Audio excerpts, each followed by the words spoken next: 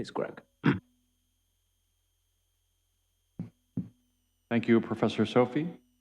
And also, I just want to take a moment to offer special thanks to Chancellor Sarando for your collaboration over the last 2 years. All the postponements with the COVID in planning this program, even as we remember the inspiration from our late good friend, Paolo Pasquale. It's been a pleasure. Thank you. For the last 20 or so years of my 27-year tenure with the Culinary Institute of America, I've led a division focused on strategic initiatives that helps keep the American food service and restaurant sector informed about important issues and opportunities, including those around public health and sustainability. This is a picture of our main campus north of New York City. My remarks today are informed by our belief that chefs can play and are playing leadership roles as change makers in food system transformation, from influencing how our food is produced to nudging customers to make better food choices. For nearly 20 years, we've collaborated with the Harvard T.H. Chan School of Public Health, Department of Nutrition, as our scientific partner in a number of high-impact translational initiatives. I've had the pleasure working with Professor Walter Willett in his role as chair of the department, going back to 1991 around our foundational work on the Mediterranean diet, and today with Professor Frank Hu as well as the current department chair. 10 years ago, we jointly launched CI Harvard Menus of Change Initiative, which includes an annual conference series focused on the intersection of nutrition and health, sustainability, culinary insight, and business innovation. Increasingly, this conference series has highlighted the urgency of change in light of the climate crisis and a food system that is ill-prepared to feed a planet of 9 to 10 billion people healthfully and sustainably by 2050, or for that matter, our current population in 2022. Last year's UN Food Systems Summit was a wake-up call not only for government leaders, but also for chefs and food service business leaders who are significant actors in our food systems. A number of our Menus of Change, 24 principles of healthy, sustainable menus, point to the need, in much of the world anyway, to increase consumption of foods from plant sources and decrease reliance on foods from animal sources. Now, at this point, many of you are familiar with slides like this that indicate the outsized impact of red meat consumption on greenhouse gas emissions and related graphics on the negative impacts on water use, on the loss of biodiversity, and more. So that has led us to develop a kind of priority shorthand, if you will, for a number of our 24 principles, and that's the framing or the imperative, the concept of plant forward. And we are specifically articulating plant forward as opposed to plant based, and I'll explain myself here. So by plant forward, we mean to create a big tent that includes healthy flexitarian, sort of omnivore eaters that are willing to eat anything, but are eating less meat, vegetarians and vegans. So all of this can fit under this umbrella of plant forward. With our partners at Harvard, we have documented not only the critical need to move in this direction, but also the surging market response to plant-forward and plant-based food choices, at least in North America, from product development to menu innovation. That then invites the question that is especially relevant to today's discussion: what strategies hold notably high potential for accelerating this trend? And that in turn leads us to the world of olive oil. 5 years ago, at a conference here at the Academy around food values that we heard about, I had a chance to be with two friends and dynamic thought leaders in the world of olive oil and the Mediterranean diet. My good friend Antonio Tricopoulou, who's with us today, and Paolo Pasquale, who sadly passed away during the pandemic. Is that not a great photograph? It's just, for those of you that knew Paolo, it's just melts my heart. This quote from Dr. Tricopoulou from many years ago continues to powerfully resonate. This was at a point where everybody in the United States, I have to give you some context, was saying, yes, but you people in the Mediterranean eat lots of vegetables. You're not like us in the United States. And she said at one point, we don't like vegetables any more than you do, meaning American. the reason that we eat so many vegetables is because of how we prepare them with olive oil. Think about that.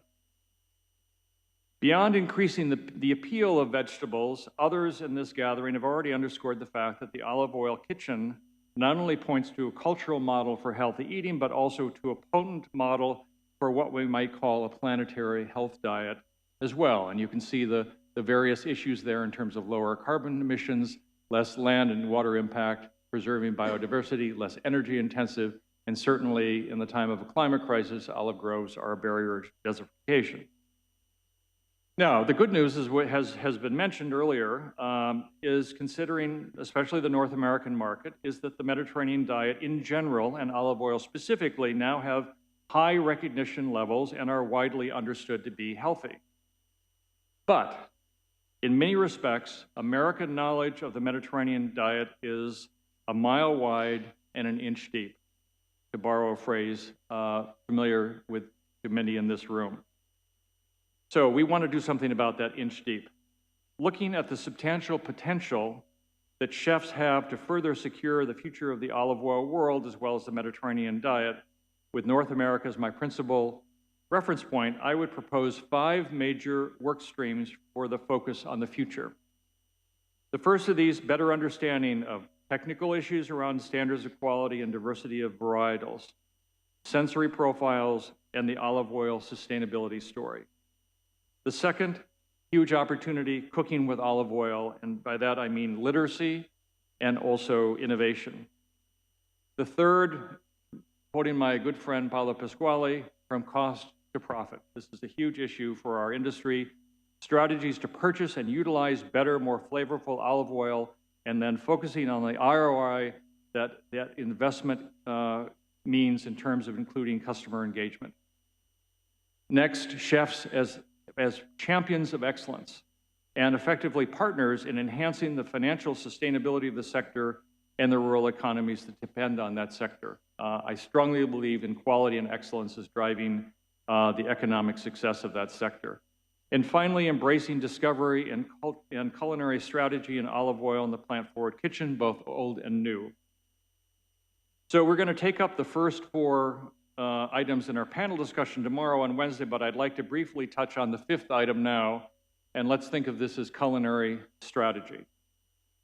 So I want to give just one example of what this means. We recently looked at an enormously under-leveraged area of opportunity, and that is olive oil-based sauce making. Working with our Menus of Change University Research Collaborative with the support from the International Olive Council, represented here by Deputy Director Jaime Lillo, thank you so much. We created what we call an operational research project to consider how we might increase interest within the American university dining sector, which is a very progressive part of the food service industry, in innovative olive oil applications. Our focus was the incredible repertoire of many dozens of olive oil-based sauces, dips, and spreads found in the Mediterranean region and beyond, especially looking beyond familiar favorites such as pesto and hummus.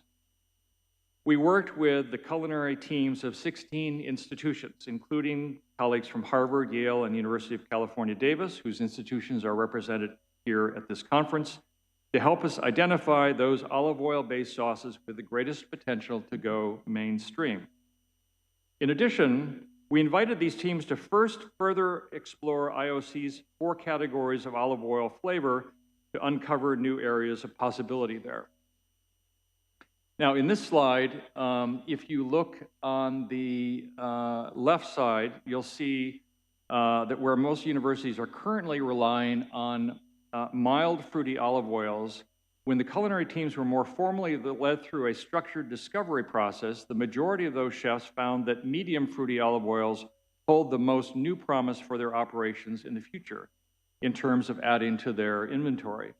That points to a greater support for biodiversity on the agricultural side and the greater number of pathways to creating deliciousness on the consumer side. In other words, what we found is that most operators sort of think about a selection of olive oil as a box to check, and then they're on to the next thing.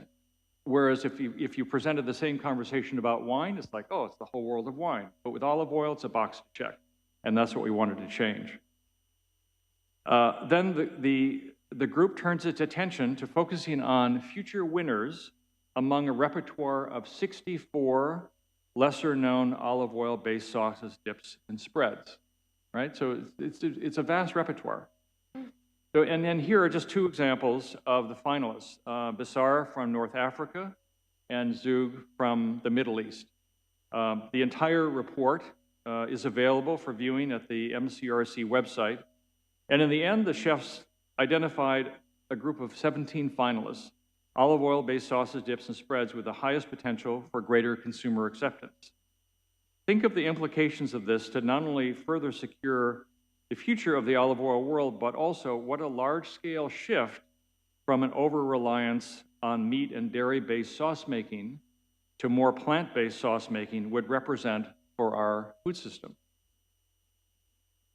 And then finally, another large takeaway here is a challenge to all of us to think about how the popular appeal of olive oil in the Mediterranean kitchen points to the elevation of widely accessible and affordable approaches to deliciousness as a critical ingredient for successful food system transformation. One of the points that I tried to make throughout the sort of run-up to the UN Food Systems Summit is, could we please talk about taste? Could we please talk about deliciousness? Because at the end of the day, we can have all kinds of government policies, but if the food doesn't taste good, if we haven't appealed to people where they are and a sense of culinary discovery and engagement, we will surely fail. Thank you.